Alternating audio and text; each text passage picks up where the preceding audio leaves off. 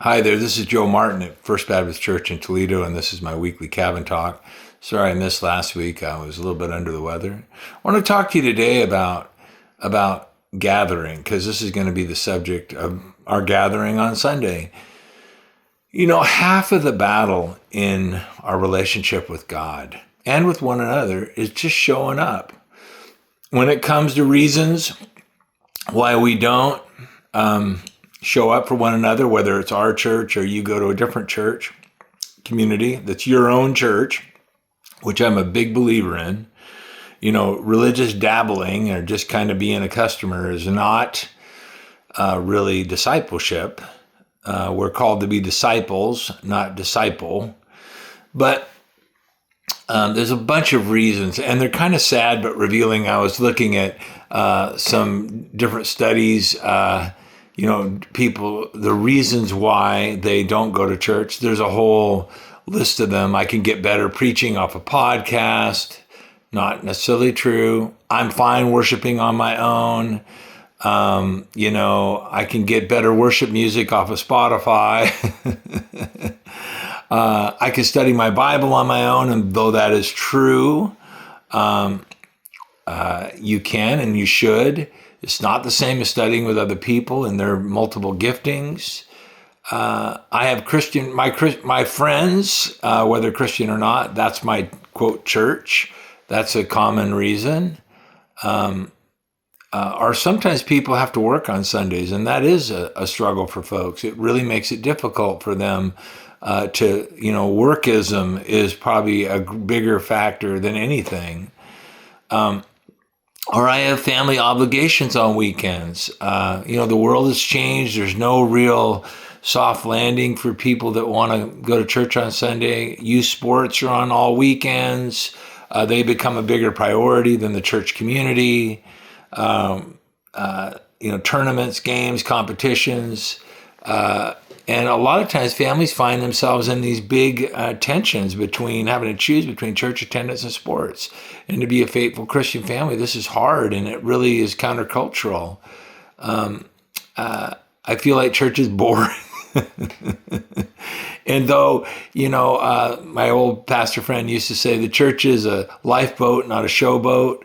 But a lot of times we've come to the kind of cultural tendency in all of our lives to we want to be entertained. We want people to we want the show. Or sometimes we feel like maybe the program isn't fitting the needs that I want. I have certain things I want for my child, or for me as a senior adult, or or my kids as teenagers. And these are important, but they are reasons why sometimes people just don't go at all. They end up not doing anything.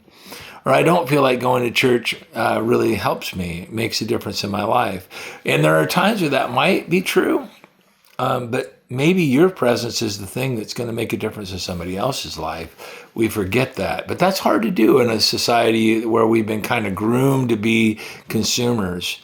Or maybe part of it is that you don't know any good churches that are around you. And, that can be hard. It's hard to find a good church. And some of you are kind of on the fence about that, or maybe you watch this. Every week we get a few people that come that watch online services or watch this, and they're like, I watched for a long time.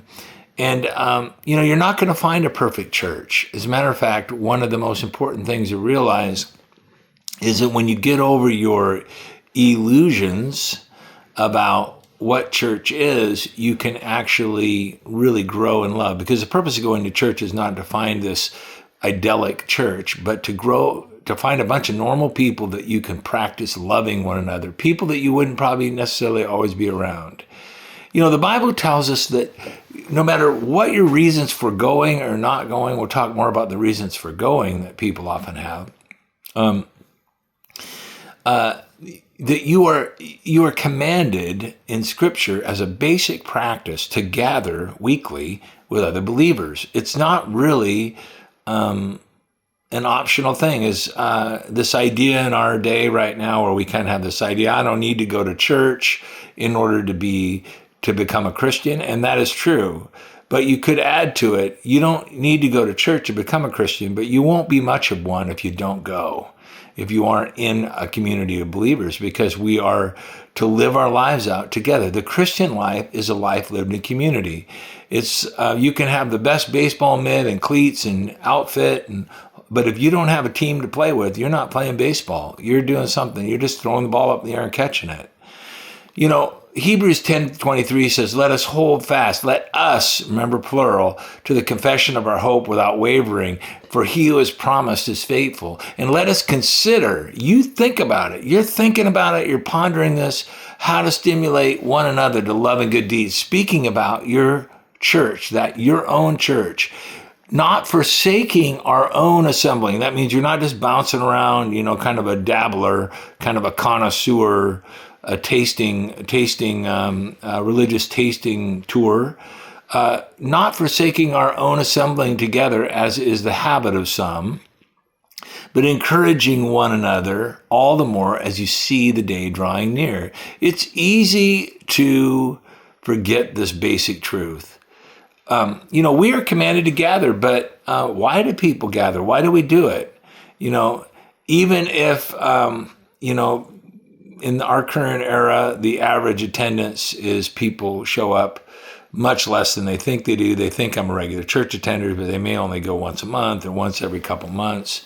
But why do we gather? Well, I'll tell you some reasons why people tell me they gather.